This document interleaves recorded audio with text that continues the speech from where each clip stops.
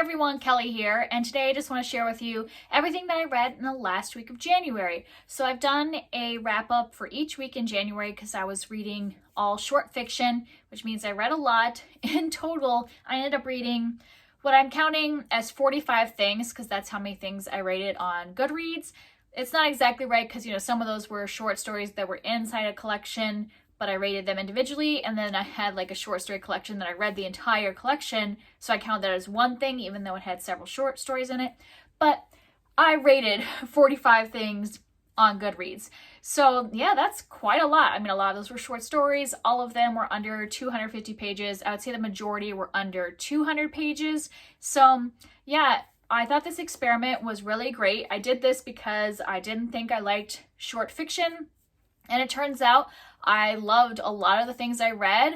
There was definitely more 4 and 5 stars than there were things below that. I only had one star, I think, the entire month. So I count that as a success. I really enjoy this project. I will be continuing to intersperse short fiction and short stories and things like that throughout the year and throughout my future reading, but I won't be dedicating time to short fiction again, I don't think, because I did miss reading some like bulkier stories and stuff like that in this month. Like I got to this last week and I almost gave up because I was like, I just want to read something big. I want to read a tome.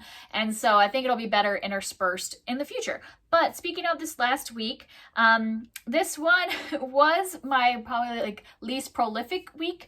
But you'll see why it seems like there's more than there is because I read like an entire comic book series or graphic novel series. And so that technically counts as 6 volumes, 6 different books, but I read it as like one story over 2 days. So it felt like in my mind one thing. So if I count that as one, I only ended up reading 5 things this week. So the one short story I read is A Jury of Her Peers by Susan Glaspell. And this is a classic short story that was written in the early 1900s, so you can get it online for free. And this was excellent. It was 5 stars and probably my favorite or one of my favorite short stories of this entire month. I thought this was perfect. So what this is that originally Susan Glaspell, she was a author of, she wrote stories, she wrote novels, but like I think she's most known for writing plays. And she had wrote a play called Trifles, and this story is her adaptation of that play into a short story. And I think like, I haven't read the play, but based on the fact that the short story is mostly dialogue, I think it's just the play where she took the stage directions out to make it just easy to read as a short story. And it was so good. I can imagine it being an excellent one-act play. And basically what it is that it takes place in the early 1900s, and it's about these 2 women. One is the wife of the local sheriff, and one is the wife of a farmer. And they go with their husbands to the farmer's neighbor's house because the reason was because the farmer, the day before, had found that his neighbor was dead in his house, and his wife was just like hanging out in the kitchen, knew her husband was dead and hadn't done anything about it, was just sitting there. And so he reported it to the cops, and the wife was arrested. So this is the next day, and the farmer is bringing the sheriff, or the sheriff is bringing the farmer to the house to kind of like go through the events that happened and look for clues of, did the wife kill him? Like look for evidence, a motive, things like that. Was there an intruder? So they're doing all their stuff to investigate the crime, and the wives are just supposed to be gathering stuff for the woman who is in jail, clothes and things for her to have in jail.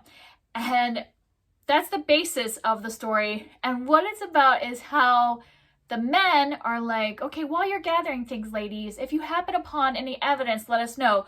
But really, since you're women, you won't be able to find evidence, not like a man could. And I just think it was so clever how they have like the women and the way the men are interacting with them and the way things were in the early 1900s. And just like, yeah, it's just perfect to me, a story that has that commentary about women and how they are treated. Even today, how women are belittled and thought as not as intelligent or not capable as men. And yeah, just the way the women react and the things that happen. I just thought this was the perfect short story. So I would highly recommend it. Like I said, it's old enough that it is free online. I don't have a link because I actually read it inside of a like collection. This is a collection of like authors, classic crime fiction authors. If you're interested in finding it there, this is called In the Shadow of Agatha Christie. And it's just, the only story I read was A Jury of Her Peers. But if you like classic crime fiction written by women, you could pick up this anthology. But I just read that one story and highly recommend it. But I know you can find it online for free. You should check it out. It was so good. And like I said, towards the beginning of my video, I read an entire graphic novel series. I read Descender by Lemire, and this had 6 volumes in this series, and they had it on Hoopla. And now that I have an iPad, it's much easier for me to read graphic novels on my iPad as an ebook. And so I was like, okay, I've heard a lot about this graphic novel series. I'll pick it up. What this is about, I'll just talk about the first volume. This is about a kind of boy robot. So he looks like a boy, but he is a robot that was created to be a companion for children. And this we are coming upon this after there has been a kind of apocalyptic event and a lot of people have been wiped out. And so this robot wakes up from like being shut down for a while, and all of the people that he is used to being around and being the companion for have disappeared. And so he's trying to figure out what happened, and then things go from there, and it kind of turns into like this epic space battle and all that stuff. So yeah, this is a really popular graphic novel series, and I committed to reading the entire thing since it's 6 volumes, and I was able to read it in 2 days. But I gave every single volume 3 stars, except for volume 3, I gave 4 stars because that volume specifically talked about a lot of backstory for each of the characters, and I just really love backstory. So I loved that one, but all the other ones I was just like, I could have stopped at any point and been fine with it, but I'd said at the beginning that I was going to commit and do the whole thing. And the reason is because in the past, I just haven't loved graphic novels. I like graphic memoirs because I feel like when it's nonfiction, something about the graphic nature like adds to a person's story for me, but I have just not been able to get into graphic novels. I have not given a graphic novel more than 3 stars. I think I maybe have given like 1 more than 3 stars in the past 3 years. And that one was more of a specific case because it was like based off of a book series I loved. So I already knew the characters. But in terms of like just a graphic novel or series in of itself, I have not given any over 3 stars. And so I was like, okay, I'm going to try one more time. I'm going to pick up one of the most popular graphic novel series that everybody seems to love. It gets so great ratings. I have good friends that have loved this, and it just doesn't work for me. I don't know. Like, there's nothing wrong with it. That's why I gave it 3. There's nothing wrong with the story. There just wasn't enough for me to feel really connected. That's why I liked the one volume 3, that had the backstory. That I felt like gave me more information. But other than that, I just felt like everything was happening so fast.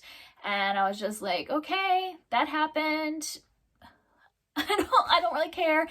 I don't know. I just think that this medium's not for me, that I'm just going to stick with graphic memoirs, and that the graphic novel is just not for me. There's nothing wrong with reading them. They work for other people. It just is not a medium that works for me. Like, some people can't listen to audiobooks because they can't like necessarily process the information like when they physically read, and it just isn't pleasurable for them. Well, I guess for me, graphic novels are just not something that works for me. Okay, so then moving on to other short fiction. Other than the short story and the graphic novels, I read 3 shorter fiction, some more novella size. And the first one was The House on Mango Street by Sandra Cisneros. And this is, I think it's counted as a modern classic. I can't remember when this was written. Was this written in like the 80s? So it's more recent, but I think people call it like a modern classic because it was very popular at the time and won awards and things like that, I believe. So this is a series of vignettes that is about a neighborhood, I believe in Chicago. Yeah, in the Latino section of Chicago. And it follows this young girl that's growing up in this Latino section of Chicago. And Each vignette is kind of about a different neighbor or a different interaction that she has with people in her neighborhood. And I think that the writing was really good. When I was in a vignette and reading it, I was like, oh, it was nicely put together. I enjoyed it, but it just didn't pull me in because it didn't feel like it had an overarching theme.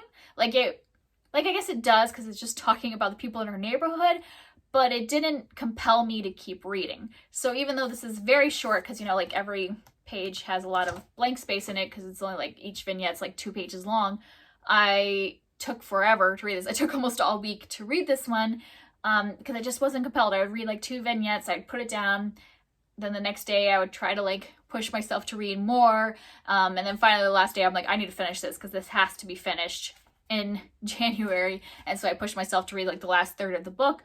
But yeah, I just wasn't really compelled. I gave it 3 stars. I get why it's important. It does give a glimpse into that time period and that culture, but for me it didn't work as an overarching narrative with a series of vignettes. I've read that style before. Last year I read My Sister the Serial Killer, and that's a series of vignettes, but the way the story arced throughout and the narrative structure worked for me. I gave it 5 stars, so I feel like it flowed as the whole story, where this just felt like so choppy. It just didn't work for me personally, but I get that her writing is beautiful in and of itself, so that's why I gave it 3 stars, because I appreciate the writing, but it didn't work for me as an entire book. And then I read Drowned Country by Emily Tesh, and this is a sequel to a book I'd read earlier in the month. I read Silver in the Wood in the first couple weeks of January. Really enjoyed this, gave it 4 stars, so I picked up the sequel. This is just a duology, so there's only the 2 novellas, and I also gave this one 4 stars. I really like this duology and recommend it for people that like dark fairy tales. I'll just talk about the first book again real quick, because you don't want to be spoiled for what happens. Like the second book is really based off of what happens at the end, but the first book is about a man named Tobias who lives his quiet, peaceful life in the woods, kind of taking care of the woods and his domain. And then one day this young, handsome man named Silver walks in front of his cottage, and that leads to kind of bringing up a lot of the past and kind of learning more about the things that live in the woods and how that connects to Tobias. And as their like friendship or relationship grows, we learn more about what's actually happening in the woods. Both of these books are very atmospheric. If you kind of like that whole being in the woods or being in like a fairy tale like setting and really being entrenched in that setting, I feel like these are very atmospheric. There's also kind of a slow burn male romance in this. I liked that because Tobias is kind of like the grumpy, big hairy man, and Tobias is the civilized young man and kind of happy and go lucky. So their interactions were really fun. I enjoyed the characters. I liked all the mythical creatures. There are like fae and dryads and all kinds of fairy tale type creatures. So if any of that sounds interesting to you, I would pick them both up. I gave them both 4 stars. I think that they are equally good. The only thing is that the narration is different in the first and the second one. So I would say I liked the first one book because I liked who was narrating the book. I liked their narration better than the second book in terms of the character who's narrating it. But I do think as a duology, they work really well together, wraps up the story, and I enjoyed them. So I would highly recommend those. And then the last thing I read was Bryony and Roses by Kingfisher. And this is a retelling of Beauty and the Beast. And earlier in the month, I had read the classic Beauty and the Beast that was written in the 1700s. And I was glad I read that one because Bryony and Roses follows the original fairy tale pretty closely for at least the first 2/3 of the book.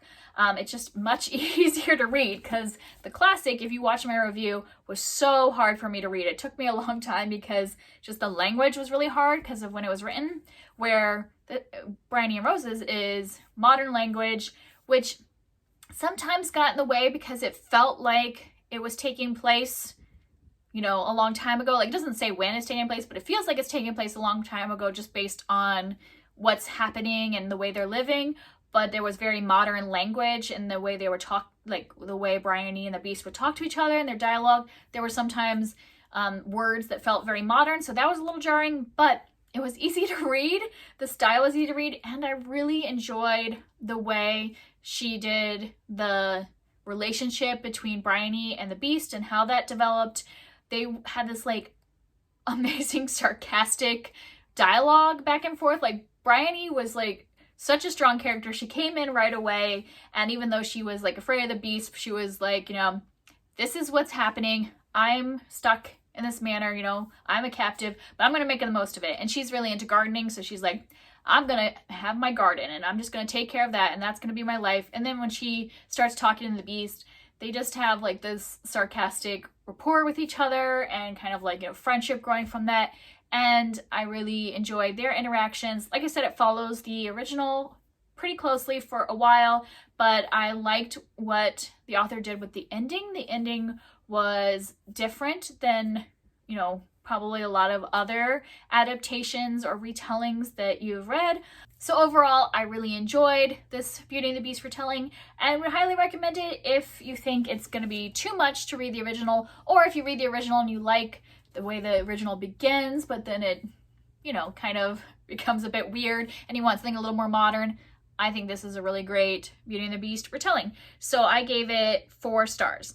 So that's it. That's the end of my January short fiction experiment. I will link my other January wrap-ups down in the description box if you missed them. And that way, since this one did not have as many 5-star reads in it, if you wanted to see some ones that I loved more, you can look at my earlier January wrap-ups and see which ones I would highly recommend in case you are a little hesitant about short stories and short fiction novellas. You might get some good recommendations. I did read a few different genres, so you can check that out and see if one matches your style of reading.